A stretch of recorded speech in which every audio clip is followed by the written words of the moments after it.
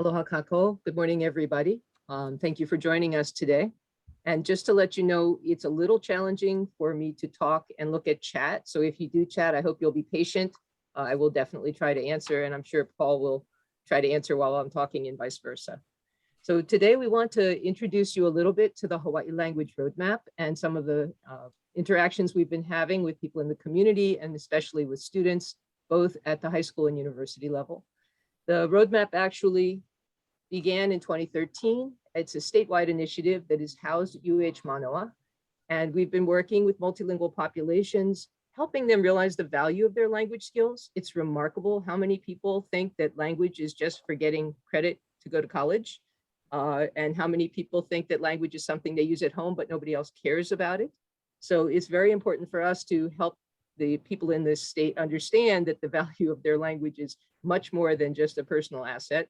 It goes well beyond that to be something that they can use in their careers and also for community resilience. The projects that we'll be talking about today are part of our Roadmap Path to Success. The Roadmap Path to Success is intended to give the students a full year, meaning seniors who are candidates for the Seal of Biliteracy, those who are interested in really honoring their language, give them a full year of engagement. The school outreach and VChat are the two programs we'll be talking about. The school outreach includes several workshops that the teachers can choose from. We schedule the workshop, we visit them at the school or hold it online. VChat, as you'll hear, is a virtual chat program to bring members of the Kupuna community together with students in the state so that we can have intergenerational communications in language. And then, of course, our big event in the spring is the Multilingual Career Development Day, where we bring students who are candidates for the Seal of Biliteracy to learn more about what their language skills mean for them for career and future community interaction. And we hope that those seniors may actually show up at Manoa campus and join us as Roadmap interns to continue their journey. So with this, I will turn the floor over to Paul, who will begin to talk about our high school workshops. Aloha, everybody. Thanks, Dina. We have some construction happening right next to my house here today. So if you hear some noises, that's what's going on. So one of the things that we did this year as a part of our work with the Hawaii Language Roadmap was to bring, as part of our outreach program, to bring workshops on multilingualism to DOE high schools. And it was really amazing. We had a total of 11 of these workshops that we were able to do. One of them was online, but most of them we were able to do in person. And when I say we, I'm talking about the roadmap team, which includes currently 15 multilingual interns from UH that are undergrads and graduate students that could go and help to make this happen. And we created two modules that could be used: the multilingualism in you to help students gain a greater appreciation of the value of their multilingual skills in general, and then the language anxiety masterclass. And it was interns that really drove helping create these materials. And I think that was especially important because, our goal was to have student-centered learning really be highlighted, something interactive with more an emphasis on real-world experience and sharing, and really getting the students involved. I'm sure that having the interns help us create this material really was effective that way. Can we go ahead and go to the next slide? So one of the things that we did, I can see Dina's looking, there we go. One of the things that we did for our multilingualism in you workshop was we wanted to have breakout sessions, and we kind of went from the previous year where we gave students scenarios where they could react like, what would you do? How could you help tourists here or in a doctor's office? These kind of activities. And those were terrific. It was a great starting point. But we wanted to kind of push things in a new direction that would involve, some critical thinking and really, as the topic of our presentation is today, meet the students where they are, give them a chance to think about their own experiences and connect. And we came up with the idea of presenting very short scenarios, these multilingual dilemmas. And the names of the 3 dilemmas, in breakout sessions, the students would choose one and they would go over that and discuss it. They had more time, they could get to the others as well. And so these are the 3 that we had. And if we go to the next slide, I'm going to go ahead and show you one. There's no better way than just taking a look at one. And just because of the Zoom format, I will go ahead and read it. If we were doing this in language, for example, we did an entirely Spanish language workshop at Campbell. Oh, yeah. And it was, in that case, we could have the students read in language. So you're at a picnic with your new friends from work, Tana, Andon, and their 5-year-old son, Yurik. They've recently come to Hawaii from Micronesia, and Yurik will soon be starting 1st grade at a local public elementary school. Tana and Andon lived in Guam for several years and speak English fluently, but Yurik does not. The couple has decided that for the good of Yurik, they'll no longer speak Chuukese in front of him. They want to help him adapt quickly and avoid any confusion from trying to maintain his Chuukese. They've experienced discrimination for being Micronesian in Hawaii and wish to minimize their differences so that Yurik is better accepted. Besides, they say English is the essential language in the US, and they want to make sure he speaks it well. How do you feel and think in this situation? What will you do or say? So if you go on to the next slide there, I'm going to tell you guys a little bit about, thank you. Yeah, I want to say, first of all, that as we presented these dilemmas in the class, it's interesting to kind of see what students noticed along the way. And one thing I can tell you is that, whether a person speaks a home language or it's a classroom learned language, they definitely identified, and as an issue for identity and the maintenance of that language and culture, for the intergenerational bonds, community resilience, maintaining and valuing diversity. And it's not really, ever a Chuukese issue or whatever it happens to be in the different dilemmas. It's same across languages. So we try to get them to think multilingually, and how that entails an awareness of the diverse perspectives and practices and value systems. I think, most of you as folks that teach language and are interested in language can imagine. So I'm just going to break it down to you, sort of the components of what went into creating these scenarios. So there were 3. It fit on one, like the front of one piece of paper, 150 words or less. We chose everyday local context that would be familiar to the students, and they were open-ended, as you could see from our first example. It's not really that there's one right answer. There is definitely, there's a protagonist, you could say, or a group of protagonists that have good intentions, like Yurik's parents in the previous dilemma. However,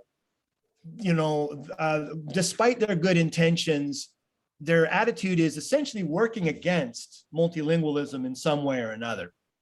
And so I've kind of put this, and Dina and I have talked about, like, in which ways this is a dilemma. And it's really a double dilemma. It's a dilemma for those protagonists in the sense that they're making a decision, which in this case is, probably not a very good decision to stop speaking Chuukese in their home, despite their good intentions. But it's also a dilemma for the person that's listening, the person that's supposedly at a picnic with these folks, or in a sense for the students who have a chance to engage this, because there's kind of there's a misunderstanding at play in, underneath those good intentions. And it's an opportunity for the students to engage in some critical thinking, as I said, and to have that chance to unpack that together in whatever way that their group ends up pursuing. So before we get into a little bit more on the specific dilemmas, Dina was going to tell you folks about the reaction and so some of how the students experienced this.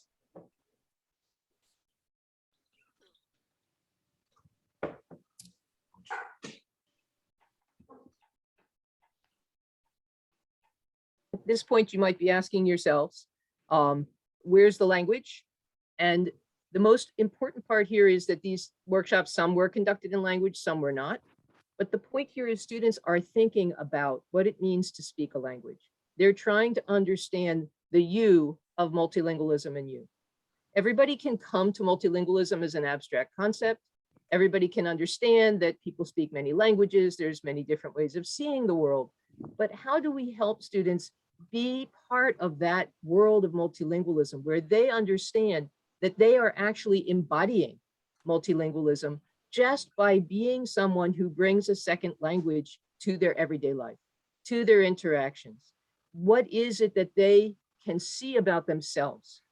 So one of the things we did was we asked for feedback on the workshop. And this is a way, of course, to get a sense of how students are internalizing their participation, these conversations that they've been having about the multilingual dilemmas. What we see going on here is 4 comments that are really wonderful if you're a workshop coordinator, right? Oh, it's friendly and it's interactive and, encourage us to communicate. It all looks great, except there's no I, there's no we. There's actually not even any engagement. These are all agentless, except for the student as consumer. I liked, I enjoyed. The first one is even, really kind of like a commercial. The atmosphere was friendly and the workshop was enjoyed, right? There's no student voice there. But if we look at this set, we begin to see that there were students who actually got engaged with this process. Every one of these sentences goes with an agent, right? A subject, everyone, we, and they all use the verb share. They don't use the verb communicate. They don't use the verb interact, not think critically. They're using a word that is relevant to 2 people or more getting together to do something together. That's what sharing is. So by seeing students here being agents in a process of sharing, we can see that some students actually began to be part of this activity and bring themselves. And that's the other piece we see here is share ideas, share personal thoughts, share opinions, and most valuably, share parts of our lives. So what we can see is that these multilingual dilemmas are actually bringing this activity, this resource for teaching, is bringing the students to a space where they see themselves as users, as speakers, as participants in a multilingual world. It's not Spanish is over there and I walk up to it. It's Spanish is in me. Portuguese is in me, right? The language is in me, and I have a way of thinking about it and talking about the world because I have that. Just to clarify, so you can get a better sense of what we're talking about here. I liked how they, who's they, gave the different scenarios, right? Scenarios, that's a teaching product on a worksheet about multilingual abilities, right? That's our words, that's the workshop creators' words, and the importance of it. As opposed to what I liked about the workshop is we were able to do, and we reflected amongst ourselves, and we talked about, we didn't discuss, we didn't converse, we didn't interact, we talked about stuff that's beneficial for us, not some generic importance, but an actual recognition that this is for us. And I think we can begin to see that most of the comments actually have students recognizing that this is something for them, of them, and that will build them and their understanding. So I'll turn the floor back over to Paul. We're actually going to go into breakout groups at this point, and we're going to give everyone an opportunity to experience working on a multilingual dilemma. So you can get a sense of how students were participating in this task as well. Let's see if I can figure out how to open the breakout rooms. So before we do that, if you don't mind, I'd like to set this up real quick. Go ahead. So yeah, anyway, I'm just going to go ahead and try to set this up for you folks. Okay, Cahill already set them up. Yeah, and I'm going to set them up by telling them what's happening, and so they'll know what's going on. So Kehana, I'm sorry, Kehaliani, how many breakout rooms are you setting up? There are 3. Would you like me to do 4 instead? Yes, that'd be great. Okay, I'll redo it then. I appreciate that. So what we're going to do, folks, is we're going to give you about 10 minutes. I will throw into the chat See, why don't I do that right now?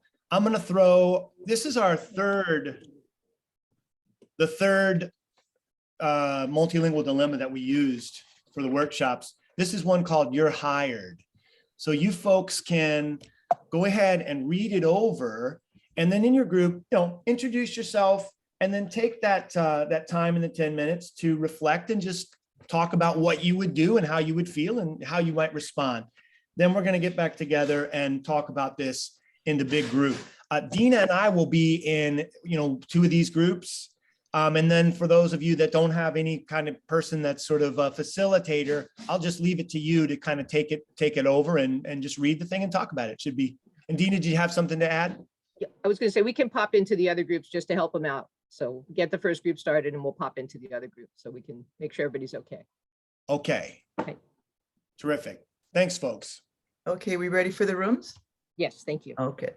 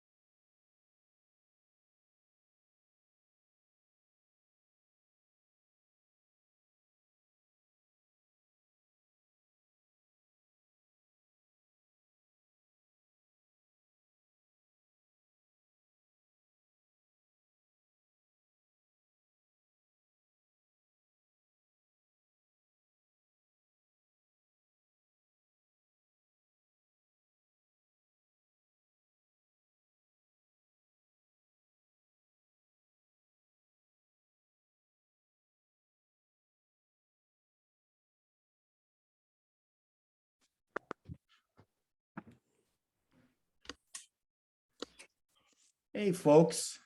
Can be a little jarring when you are in the middle of your conversation and you suddenly have to pop out. Thanks, group 3. I was really enjoyed being in the conversation with you guys.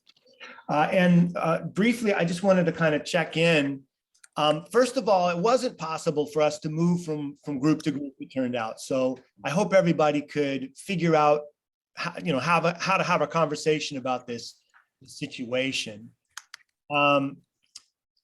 Was there anything that any points that anybody would like to share that came up in their discussions? Just in general, what kind of response would you have had, would you folks have in a situation, in a conversation like that with an employer that's hiring and thinking that way?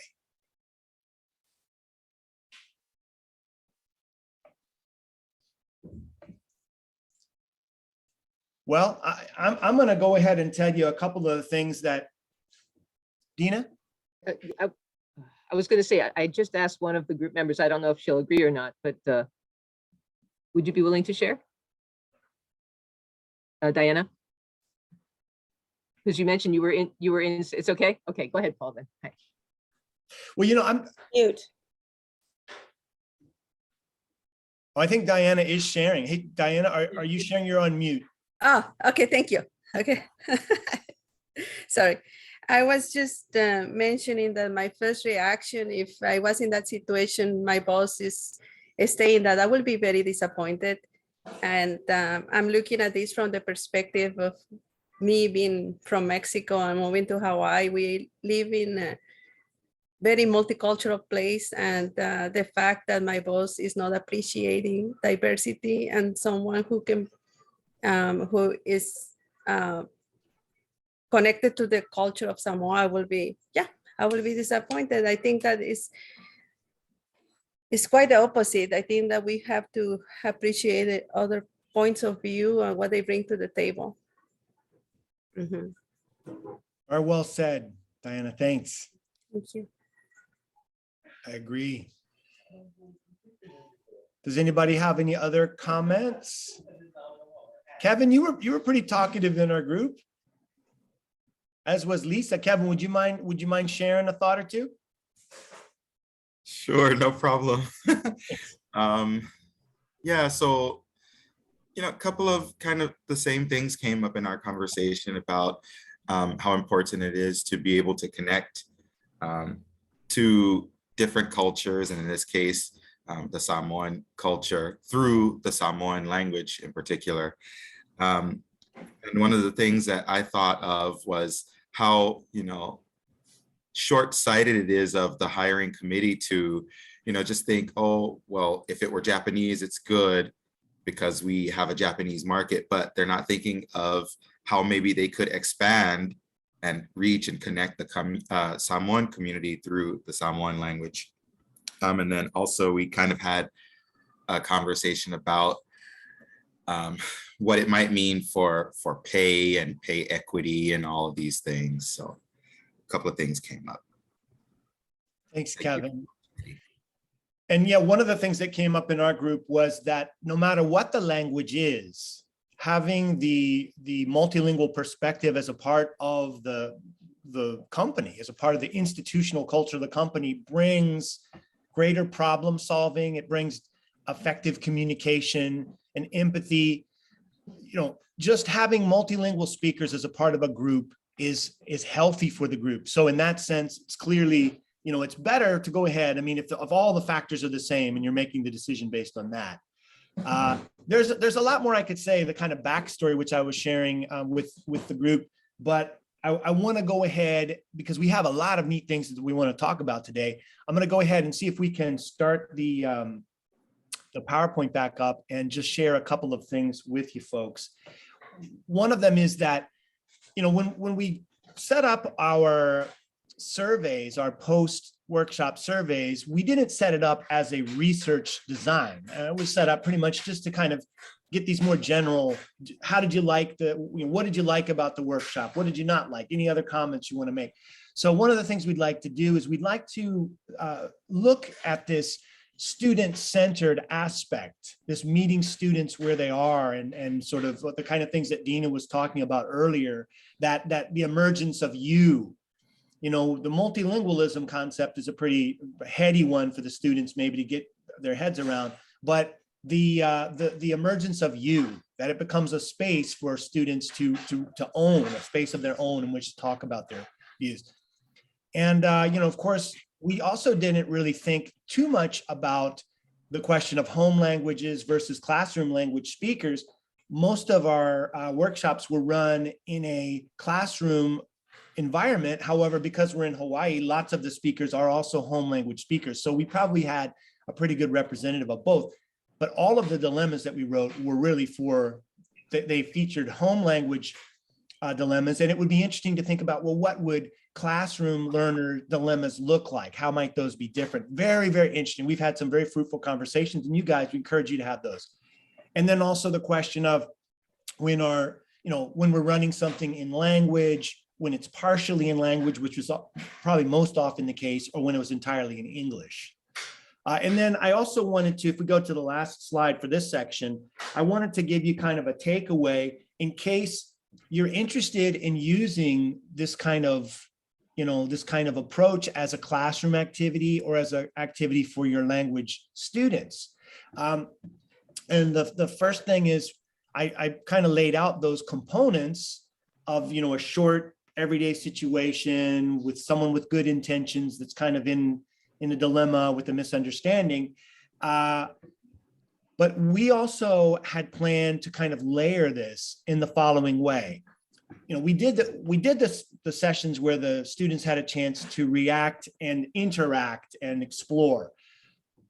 We were planning, as a part of the multilingual career development day that we did on April 1st, we were planning to let the students then create their own, or at least come up with some bullet points that we could rework, because these dilemmas were written by me, and in consultation with other members of our team, but they aren't really as bottom up as we would like ultimately, and as a way to engage the students and empower them about their experiences. So layer one, if you're using this in a classroom, you could present some dilemmas. Layer two, you could have the students create some dilemmas.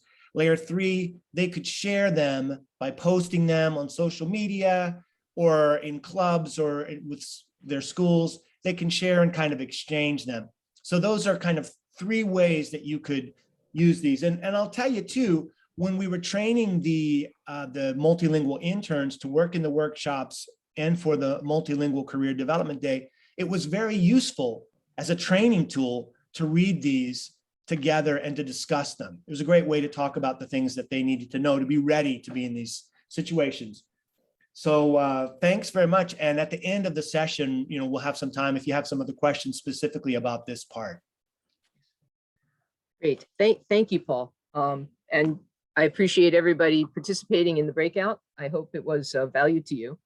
I just wanted to add that we used to have an insurance salesman who would come to the Multilingual Career Development Day, and his comment was, if you're in sales and you're a bilingual, your customer base is larger than mine. So I thought that was a pretty nice, straightforward comment. You never know, right? We're going to turn just briefly to make sure we have time for questions to the VChat section of this presentation. And this is the section where we basically are really finding ways to get students out of the classroom, engaged in language communities in ways that I think ACTFL and its guidelines has imagined, but has perhaps not actually enabled. So we know that ACTFL values, communication in communities, but usually it means students and teachers have to kind of go figure out where is the community and build their bridge to the community. Here, basically our goal with VChat is to have students create their own community. So what we do is we pair them with a kupuna, and it's usually 1-on-1 or 2-on-1, 2 students with 1 kupuna. It's an online, multilingual, intergenerational program. Students sign up. They tell us their language, they tell us their level of language. We identify a kupuna who is willing to work with them. And they basically spend time sharing stories and their experiences. You say, what are they going to talk about? They never have trouble figuring out what to talk about. We made a whole conversation booklet. And this program, I just want to add, is run by Matt Goldberg. He really worked hard at creating this conversation booklet. It would do any teacher proud. Nobody ever uses it. They always know what to talk about. So the trick here is basically helping students figure out that this is an opportunity for them to actually engage. And what we've got for the first year of our program, we're coming up on 1 year. We've had 6 conversation groups with 16 participants in Tagalog, Japanese, Korean, Mandarin, you name it. If you've got a language and a student, we will find the kupuna for you. And 11 of these people are still actively meeting. The certificates of participation come at the 3-month level. Certificate of excellence comes at the 9-month level, and 1-year level, and then certificate of commitment comes at the 6-month level. But here's the part that I think is most interesting. This is what students who participate say about why they're doing it. I love meeting new people. I especially love meeting kupuna. There was another student who says, I want to help kupuna so they're not lonely. Of course, the kupuna we pick usually are not lonely. They're really active. They're really engaged. They're really, full of life experiences to share. I want to connect with kupuna who speak the same language as mine. I feel happy and relieved. This is a home speaker, right? So the opportunity for them to reach out and use their language outside of the home is something that's very exciting for them. And then another student indicated, I just want to use the language I'm learning outside the classroom. I want to know that I can get better at this and I can put it to use in a real world environment. So all of the things you would hear from students, these are opportunities that students have with VChat. Here's some of the reactions. Here's some of the reactions that students have after they've had a session. So you say, what did they talk about? Intriguing news about things in our life that connect to similar outcomes. So you tell me what they were talking about, whatever it was, they definitely thought that it was engaging and enjoyable. Amazing and empowering to be able to actively converse and communicate with another student in our target language. This means that not only when we have a twosome, but when we have a trio, students are talking to each other as well as talking to the kupuna without having the teacher over their head watching to see what they're doing. So it creates, again, this sense of a community that's being created online with the people who are bringing themselves to the task. This one I really love. I'm the only one that speaks Japanese at all in my family, so this program has given me the opportunity to find other Japanese speakers. I normally wouldn't have had those connections. So we're giving students access to something they very much want. They know they want it, and when they find it, they eat it up. The kupuna have the same exciting experience.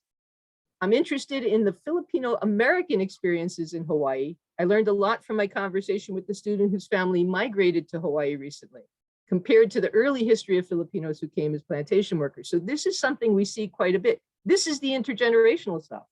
This is the stuff you want your students to talk about, but you can't figure out, oh, read this article and let's talk about it. You have living history in this community, and that living history is being shared. And then I love the other one, which we see is that the kupuna benefits from hearing the youth language, right? Always interesting to hear perspectives of a younger generation. One kupuna even said, I'm learning young people's language. They were very excited that they could actually understand what this young person's talking about because they could explain all the terms that they hear that they don't understand. And then the one that I really love is this one again with the Japanese group, where this group is exceptional. This is the one that's been meeting for a year. They want to meet in Japan. They actually want to travel to Japan together because they love Japan so much. It's what they talk about quite often. And so, you know, I'm only expressing the joy and enthusiasm that I get from hearing about these conversations. It's really exciting to see people's reactions. With this, we will wrap up. We have time for questions and interaction. We can certainly share information about if you have students who might be interested in VChat. And I will stop sharing and invite questions from the floor.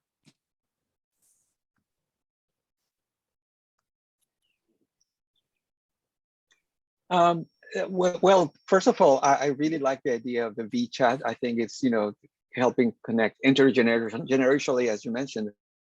It reminds me of the methodology that is used for the revival of, you know, languages that are in the process of, you know, dying or an extinction. So again, by matching up specific masters, speakers of the language, maybe sometimes the last speakers of the language, you're able to communicate with younger generations. So I really like it, and I'm sure that there's a lot of opportunity here in Hawaii. Yes, that's the beauty, is that we have so many multilinguals in Hawaii that there's just many communities that can be created from this program. Please go ahead and unmute if you have a question.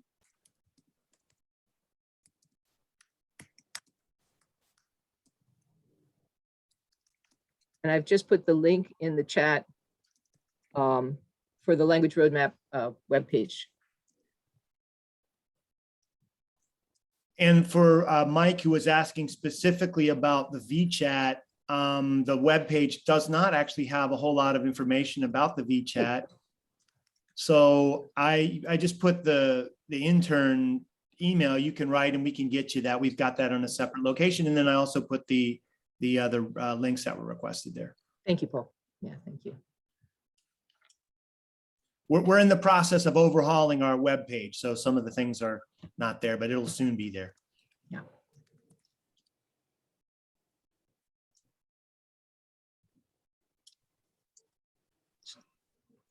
If I can just also add that when we were talking about the development of their you as individuals, I started thinking about their identity and how these young generations, especially at this point, they are in the process of developing, well, who they are and their place in society and their aspirations in life. And interestingly enough, last month I attended a webinar that was named Authoring Your Professional Identity. So that means that it doesn't matter how old or how experienced you are, you can still be an active part in the creation of your identity. And again, it has many components, and if you add the multilingual, multiliterate component, it's just an added benefit without any any extra work. Yes, no, it's absolutely true. And in fact, I think it's very important to recognize that a lot of times what holds students back from speaking is that they feel fake, right? That they think, I don't own this language, I'm just learning this language. It's the imposter syndrome, right? How could I possibly be a speaker of this language? I think it's very difficult for a teacher to talk a student into, feeling better about them being speakers, I think it helps for them to connect with their peers, to connect with who they are and where they're coming from. And I think it's also, how shall I say, a way of them connecting with the community to authenticate that sense that they are truly speakers. It's not just, I'm in a classroom doing a classroom thing. This is something I do because this is who I am and this is what I like to do. So just to kind of pull this connection together, these programs actually take some of the weight off of the teacher so that we can give you some resources to help students find their way to that sense that I am a speaker, I am a user, I can take ownership of this language, and I don't have to go overseas to do it. And I think that's one of the things that teachers frequently think, oh, you won't feel real until you go overseas. We want students to feel real from the day they walk into the classroom. I wanted to add too that I'm the GA for the roadmap, and this is fairly new for me. So just real quick, my background is I was a professor of Latin American studies. I'm now a student in the Masters of Social Work program. But I wanted to say to you that, we have a lot of folks that are interested in the language aspect here, most specifically. It was very interesting to me to see how this interacted with workforce development, career readiness, college pathways and all that. But the thing that was probably most surprising was the social work angle. So, I'm in the MSW program, and out of those interns, we had a group of 12 interns that were active throughout the workshops, and 4 of them and me and I were all in social work. So it was amazing how much appeal this had in terms of these issues about access, in terms of these issues about equity and inclusion.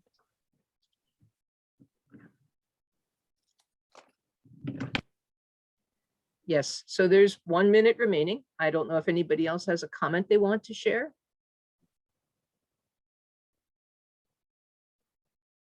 If not, I have one more small anecdote. It's actually based on an article that I read. Some of you may have heard me share this before. We talk about multilingualism making you smarter. Well, it turns out that research papers that are published by a cohort of multilinguals, meaning they actually speak other languages, are more widely cited in the field of STEM than papers that are not cited, that are not created by such a cohort.